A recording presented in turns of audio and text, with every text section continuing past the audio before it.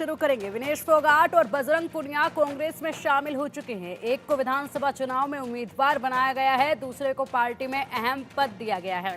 कांग्रेस में दोनों के शामिल होने पर कुश्ती महासंघ के पूर्व अध्यक्ष और बीजेपी नेता बृजभूषण शरण सिंह ने कहा है कि अब ये साफ हो गया है कि खिलाड़ियों के आंदोलन के पीछे कांग्रेसी थे।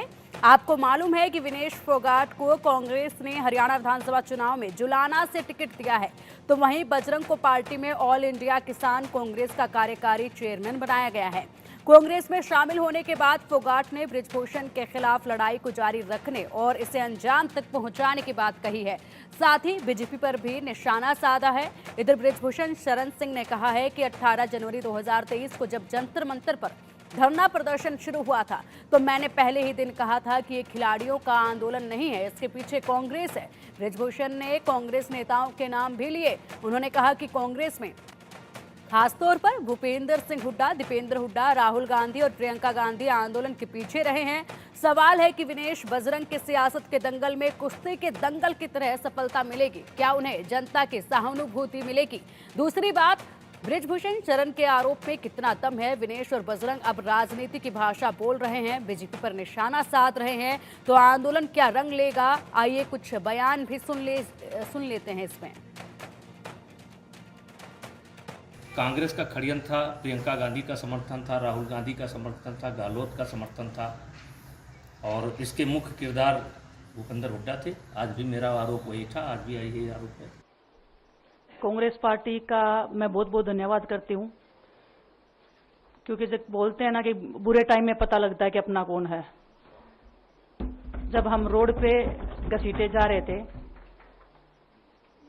तो छोड़ के बीजेपी को देश में जितनी भी पार्टियां हैं वो हमारे साथ में थी, हमारे दर्द को समझ पा रही थी, हमारे आंसुओं को समझ पा रही थी। मैं बहुत प्राउड फील कर रही हूँ कि मैं एक ऐसी पार्टी में, एक ऐसी विचारधारा में हूँ जो महिलाओं के साथ हो रहा अन्याय और उनके साथ बुरे बर्ताव के खिलाफ खड़ी है। वो लड़ाई लड़ने के तैयार है, सड़क से लेकर संसद तक।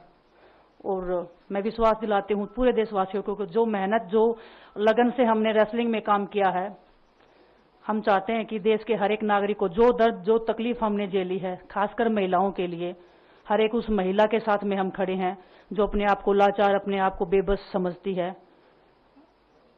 रेसलिंग में मैंने पूरा कोशिश किया कि मैं जितनी भी महिलाओं को, छोटी बच्चियों को इंस्पायर कर सकती हूँ।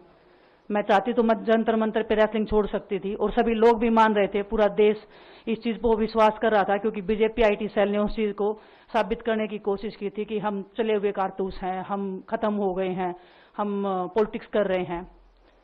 उन्होंने बोला मैं नेशनल नहीं खेलना चाहती, मैंने नेशनल चैंपियनशिप खेला। उन्होंने बोला ये ट्रायल्स दे के नहीं जाना चाहते, मैंने ट्रायल्स भी दिया। उन्होंने बोला कि ओलंपिक्स लेवल तक नहीं जाना चाहते, मैं ओलंपिक्स में गई, मैं फाइनल्स में गई। अनफॉर्चुनेटली परमात्मा को कोई और चीज मंजूर होगी।